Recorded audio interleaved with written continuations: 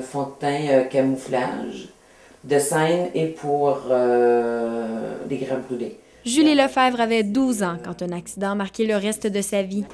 En visite chez sa tante à Lebel-sur-Quévillon, elle a décidé d'aller faire un tour de camion avec son cousin.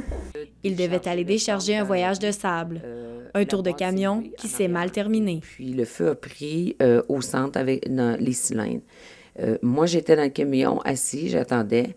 Et mon cousin, lui, était déjà débarqué, était sur le marchepied. Fait que là, il me dit, vite, le feu, il est pris. Moi, j'avais barré ma porte. Alors, j'essayais de débarquer, je n'étais pas capable. Puis là, il m'a dit, traverse sur mon côté. Fait que là, j'ai traversé, mais c'était les camions, des 10 roues, c'est avec la conduite Sander. Fait que là, il y avait plein d'affaires au centre. Fait que là, j'étais toute pris là-dedans. Je suis revenue sur mon côté. Finalement, j'ai eu un bout d'ouvrir la porte. Julie a été transportée à l'hôpital Sainte-Justine pour une durée de 3 mois.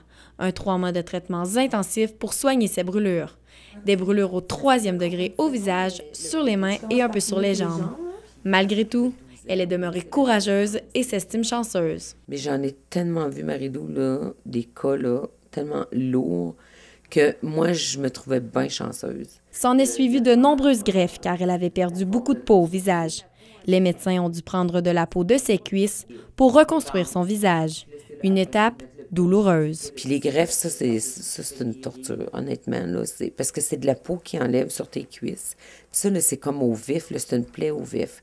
Puis ils viennent l'appliquer dans le visage où est-ce que c'est le plus brûlé. Pour préparer les enfants à la réaction des gens, l'hôpital Sainte-Justine amène les grands brûlés dans des lieux publics avant de leur donner congé. Ils t'emmènent comme faire un tour d'autobus. Ils t'emmènent dans un dépanneur pour voir la réaction des gens.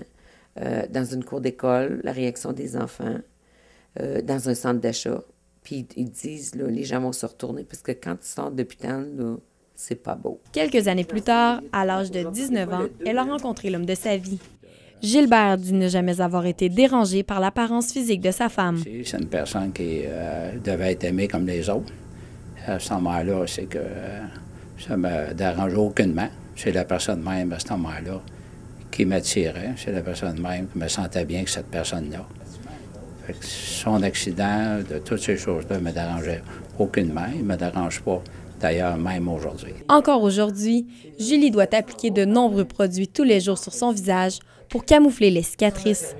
Malgré la dure épreuve qu'elle a traversée, elle a toujours démontré beaucoup de courage. Elle n'a jamais fait de cauchemar et n'a jamais senti le besoin de consulter un psychologue. Mais dès qu'elle sent l'odeur du feu, elle devient craintive. Ça m'a pris du temps à embarquer dans une voiture parce que j'embarquais, tu sais, tu pars la voiture, puis là, j'étais là, ça sent le feu, ça sent le feu. Mais c'était tout à fait normal. Selon Santé Canada, 4500 personnes sont gravement brûlées chaque année au pays. De ce nombre, il y en a plus d'une centaine en Ontario. C'est pourquoi il est important de faire de la prévention pour limiter le nombre d'accidents. La principale des choses, c'est ne pas avoir à intervenir. Donc, ne pas avoir à intervenir, ça fait en sorte que c'est moins de risques pour la population et aussi c'est moins de risques pour notre personnel. Donc, éviter les incendies fait en sorte que c'est notre but ultime. Des levées de fonds sont organisées plusieurs fois par année pour venir en aide aux grands brûlés. Durant la semaine de la prévention des incendies, la première semaine complète du mois d'octobre, on fait une journée porte ouverte à la caserne où on ramasse des fonds pour les grands brûlés. Il y a aussi, là, dans les secteurs où je pense qu'ils ont fait un 5 à 7, là, où ils ont ramassé quelque chose comme 3 000 $ également pour les grands brûlés. Fait que quand on peut, on fait une levée de fonds, effectivement, parce que c'est important. Pendant ce temps, Julie Lefebvre poursuit une vie très active. Elle travaille dans le public et possède un commerce de manteaux avec son mari depuis plus de 30 ans. Sa façon positive de voir la vie lui aura permis de connaître le bonheur.